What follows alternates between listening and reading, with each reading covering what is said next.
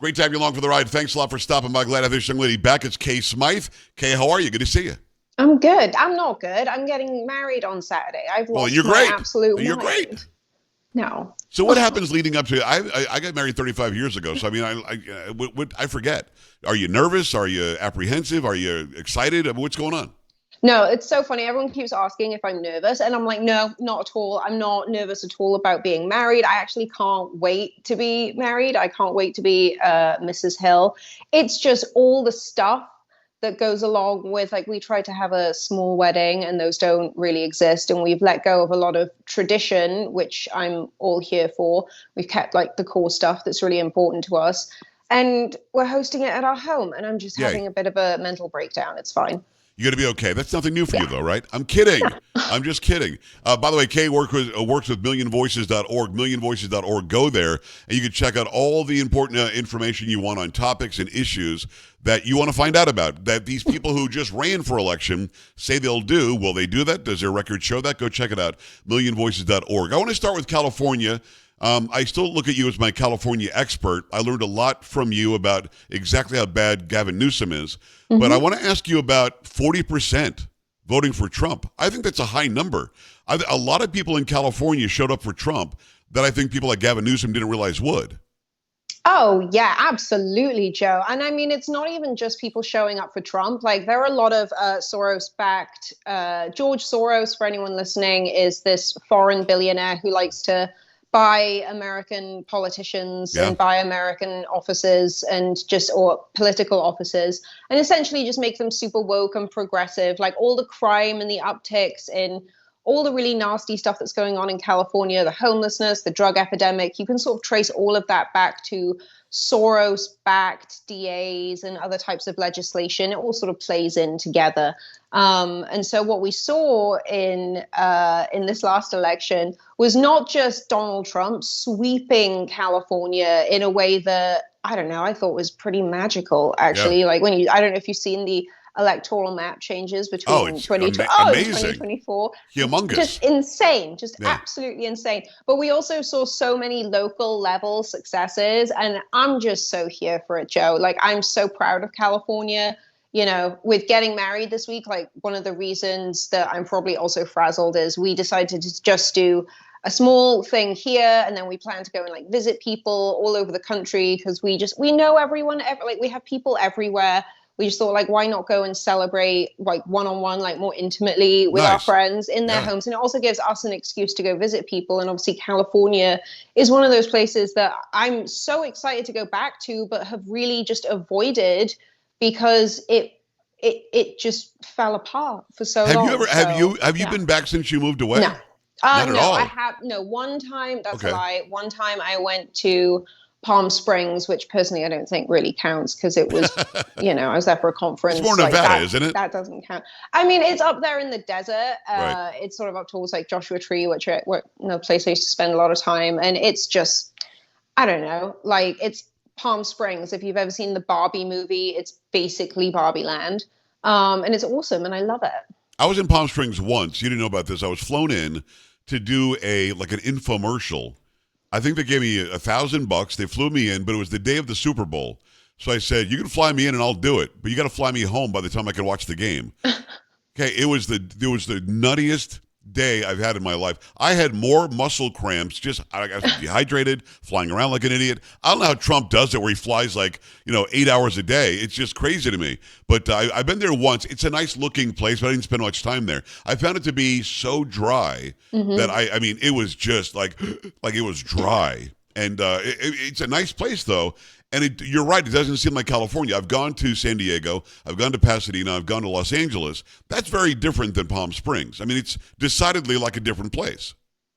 Oh, absolutely. I mean, that's the thing. Is like, as soon as you get out of the cities, California is a completely different world. Like, as soon as you get out there into the desert, like Palm Springs is like, I don't know, I think it's a pretty big gay hub still. So there's still a lot of like Democrat pockets around there, I think, as well. But maybe not actually. A lot of my gay friends went for Trump. So, maybe not anymore. Hey, listen, a lot of gay people went for Trump, and they said because you put us in a box with those of you who want to do this trans stuff to kids and all. I mean, they were just not having you're making us look bad, is what they said, as they were pulling the lever for Trump. I mean, Trump got a lot of gays to vote for him, got a lot of black men to vote for him, got a lot of Hispanics, a majority, I think, to vote for him. It's unbelievable, the shift, and I think that goes into that map that you were talking about, the electoral map in California. As much as Gavin Newsom wants to be Bobby Badass, and he's not going to follow any laws to get rid of the illegal aliens, 40% of his country just turned on, of his state just turned on him. If you look at California electorally, geographically, it looks like it's a majority red state now. It really does. And honestly, if it wasn't for those clusters, someone said on Twitter, I don't know who it was, but someone said on Twitter that there are no blue states in America, only blue cities. And you are so on the money. Every single member of my family that I've spoken to, friends back in the UK, when they all ask, like, why was Trump so popular? And I'm like, well, the Democrats really lost women when it came to the whole trans issue. They also lost the gay vote when it came to the trans issue, particularly when it comes to children. Absolutely. I think that, we also saw, I think the border crisis was a huge part of this, obviously for California, Arizona, a couple of those other border states around there, like even up through like Nevada into New Mexico. I think that all those city hubs, they just live in these little echo chambers where they see the destruction, they can't avoid it, but they're still stuck in this mindset of like, oh, the celebrity class, like the elite class, these people who we're sort of like almost exposed to. So that's the other thing you got to remember about cities like Los Angeles is like you're pretty much just in there with these elites. Like you can walk into any restaurant and see, like pretty much any A-lister really, like they live pretty normal lives out there. And so there's still this like level of aspiration, I think, for people in cities that they think, oh, if I behave like these elites, then I'll get everything that they want. And so I don't even think that that's a particularly like America-centric perspective. Yeah. And so I'm also kind of thrilled to see all of that red to me just says like, no, we're the people who are standing up and putting America first. We're putting our communities first. And I think it's pretty beautiful. I could filibuster about this all day. I need a drink of water. Well, I'm with you. It's super awesome because people are waking up. The left, thank goodness, always goes too far. The left, thank goodness, never sort of gets what they want. They want everything. And when you want everything, people start to say, well, wait a second, Mr. Arrogant, Mrs. Arrogant, Mr. Wannabe Monarch. They don't want that. And now you see them eating their own. You got Nancy Pelosi complaining that we should have had an open primary season, which is exactly what she could have had done because she still carries a lot of weight in the Democrat Party in the House of Representatives. Biden could have pushed for that too. Schumer could have pushed for that too. They put up, they laid an egg with Kamala Harris, period. So it begs the question, where's the farm team? Because on the right, you've got Trump for 4 years. We know that. Then you got J.D. Vance or Ron DeSantis or Marco Rubio or Rand Paul or, fill in the blank. There are a bunch of stars out there on the Republican side. They might hold office for the next 100 years. Who exactly is in the hole? Who's waiting? Who's on deck? Gavin Newsom? You kidding me? Gretchen Whitmer, who just lost Michigan to Trump? I mean, what are we talking about here? You know what? I think unless someone comes out of the shadows, like someone we've never heard of before, who's just going to all of a sudden, sort of jump out the Democrat box, I think we're down to basically Josh Shapiro, who has basically zero name recognition outside of like people like us who work in this industry and people. I think he's based up in Pennsylvania, right? Like it was. He's a Pennsylvania governor. Yeah. Here's the thing: had she chosen Josh Shapiro, she would have done better than she did with this doofus that she chose from Minnesota. But they did that, as you know. I think you and I have talked about this. They did that because Walz has a huge Muslim community in the big cities in Minnesota, and they thought that would parlay into Michigan when all the Muslim leaders in Michigan said we're voting for Trump. If they would have taken Josh Shapiro, they probably would have done better, not because the Muslims in Michigan wanted Josh Shapiro, but I think more people show up because it's not a doofus. I think more people in states that were very close will vote for a Shapiro-Harris sort of ticket than this guy Walz was a loser from day one. I am so happy. It's glorious that she chose this dumb guy. You know what I mean? It's Mind your own damn business, Minnesota. I mean, what's he doing? he's like prances around on Right. stage like an Hey, he's idiot. kicking his legs. I It was mean, very cringe. what the He heck? was just, yeah, it just felt like she picked like another Joe Biden in many ways. Like we were all sort of there, like, really, really, babe. I think honestly, for women as well, like that decision, like some of the conversations I've had with my female friends, that decision was like, oh, okay, so you're picking basically Biden again because we think you're probably going to be threatened by Josh Shapiro, because the role of the VP up until, relatively recently, I think literally Trump is like revolutionizing politics in so many ways. Like he's completely reshaping political culture in a way that I think that, I think JD Vance has a real shot of being a very active VP, and whether he parlays that into a presidential run or goes and does something else, I don't know. I'm sort of down for whoever at this point in the Yeah, but I Republican mean, Party. They seem great, but but like, Kay, the stuff you do on Million Voices, you have to plan for what the candidates say they stand for. I don't. Do you have a section for the future leaders of the Democrat Party? I don't think there is one. Nancy Pelosi's 86 or something. I mean, who's the leader going forward? Well, I think Kamala didn't pick Josh Shapiro because he probably would have overruled her and become more popular than her. And I think her ego couldn't have handled that. But I also don't think he sways that sort of young male vote that we I saw agree. come out in such force in this election. Neither does Gavin Newsom. Yeah, but in a lot of any the meaningful way. Generation Z, as you know, came out for Trump. Oh yeah, they all did. But that's the thing, is like none of the potential contenders, who's basically Josh Shapiro, Gavin Newsom, Pete Buttigieg, and like pray they don't revive, like, who is that guy, Cory Booker? Is he like the New Jersey guy? New Jersey, yeah. Oh yeah. my gosh, cringe. Pete Buttigieg is disqualified because he was on paternity leave for 2 months while there was a supply chain crisis. So, I mean, he's out. He would not have been reelected in South Bend, Indiana, had he run for mayor again. So, I don't know. Kay, I mean, I think you're right. The names that you said are names that we know, but they all suck. They do. I hope they use all them, because then we're going to be an easy street for a while, I think. It's Kay Smythe on millionvoices.org. Go there. Barron Trump. It turns out, we found this out way late in the campaign, that he's the guy that got in Dad's ear, and maybe Dad listens to people that are that much taller than him. The kid's 6'9" now. But he's the one that said, you've got to go on Rogan. You've got to go on the Billy, whatever his name is. You got to, Van somebody. What's his name? Vaughn somebody? Theo Vaughn. Theo Vaughn. There you go. You got to go on these humongous podcasts. She's going on Call Her Daddy, which is stupid, and he's on Rogan. You know what I mean? Mm-hmm. I mean, Barron Trump was a big force, was he not? Oh, he saved this election for his dad. Like really? 100. Oh, I will die on this hill. Absolutely. I feel like, just from, again, this is like my bias, the conversations I have, the stuff I see on social media, that my algorithms feed me. Remember, everyone, your algorithms feed you everything. Doesn't matter what platform you're on, but X is probably the best one right now.